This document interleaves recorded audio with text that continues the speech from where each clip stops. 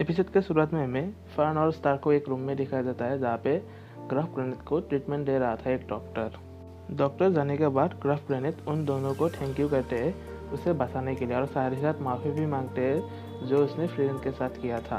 Fern कहते हैं कि उस गार्ड को फ्रीडन ने नहीं मारा। ग्राफ ग्रेनेट कहता है कि पता है उस डीमन ने ही उस गार्ड को मारा है। तभी स्टार कहता है कि अब फ्रीडन इस टाउन में वापस आ सकता है और उन डीमंस को हरा सकता है। ग्राफ ग्रेनेट फ्रीडन नाम सुनकर सोचता है कि ये तो वही एल्विन है जो हीरोज के टीम में थे और उन्हीं लोगों ने उसके ग्रैंडफादर के रूल के समय आकर यही सेम डेमन ओरा के हमलों से उन्हें बचाया था। इसी समय हमें फ्रीडन को ओरा और उसके सेना के सामने दिखाया जाता है। ओरा कहती है कि 80 साल बाद हम लोग मिले हैं। फ्रीडन कहते हैं कि तुम शायद टाउन की तरफ बढ़ रहे हो, मुझे अच्छा लगेगा कि ऐसे तुम वापस चले जाओ।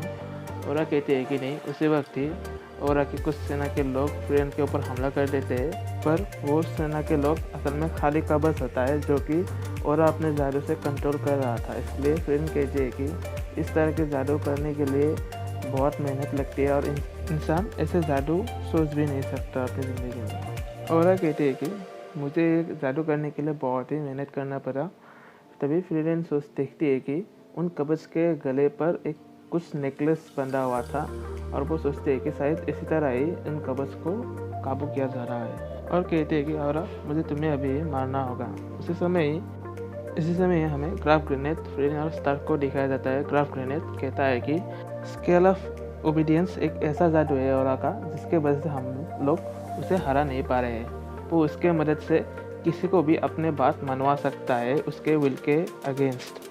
वो एक तरफ अपने सोल को रखता है और दूसरी तरफ दूसरे का सोल को रखता है और जिसका माना ज़्यादा स्ट्रांग होता है, ज़्यादा होता है, वो जीत जाता है और जो कमज़ोर होता है वो उसको अपने काबू में ले लेता है। फर्न कहती है कि इसको हम कंट्रोल नहीं कर सकते। ग्राफ ग्रेनेट कहते हैं कि हाँ किया जा सकता है अगर ओपोनेंट का माना ज़्यादा हो, पर उन लोगों के मुताबिक ये अगले 500 साल तक नहीं होने वाला।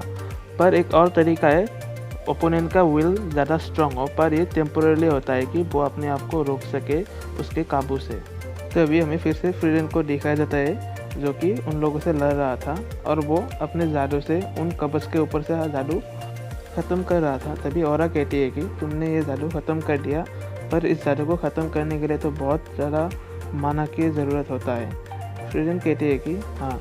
ओरा कहती है कि तो फिर पिछली बार तो तुमने इन सबको इधर उधर फेंक दिया था अपने जादू से, इस बार क्यों नहीं किया? फ्रीडन कहती है पिछली बार हिमेल ने इसके बाद मुझे बहुत डांटा था।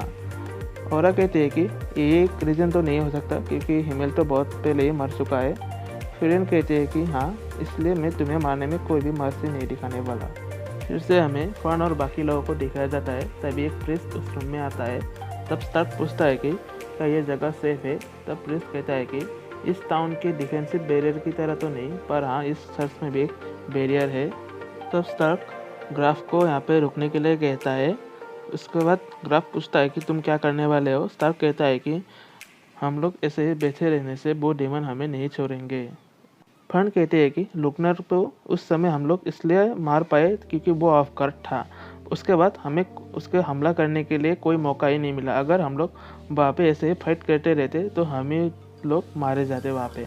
स्टार्क कहता है तो किसी को तो कुछ करना ही पड़ेगा। इसके बाद फ्रीडन कहती है कि तो फिर ठीक है, हम लोग अपना बेस्ट करेंगे। स्टार्क कहता है कि नहीं, तुम गार्ड स्टेशन जाओ और इस शहर के लोगों को बाहर निकालो सुरक्षित तरीके से। फर्न कहते हैं कि क्या तुम जा रहे हो?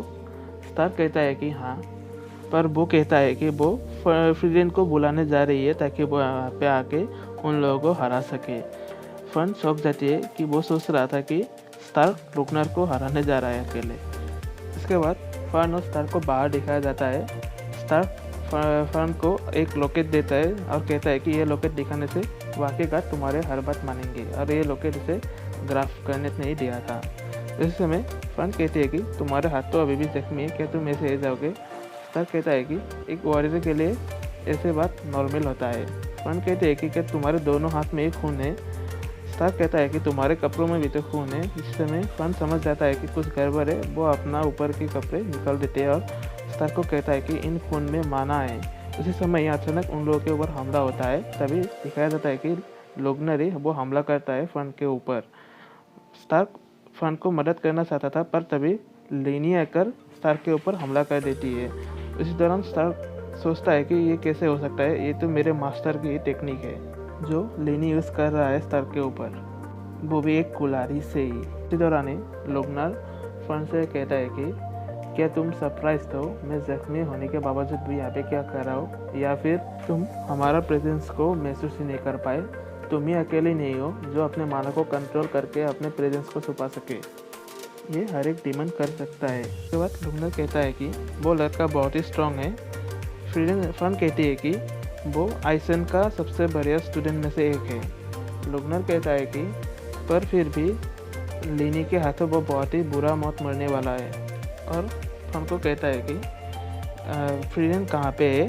फन कहती है वो टाउन से बाहर है क्योंकि तुम्हारे डीमन ने वहाँ के गार्ड को मार दिया था। लुगनर कहता है कि हाँ, ग्राफ ग्रेनेट ने भी यही कहा था।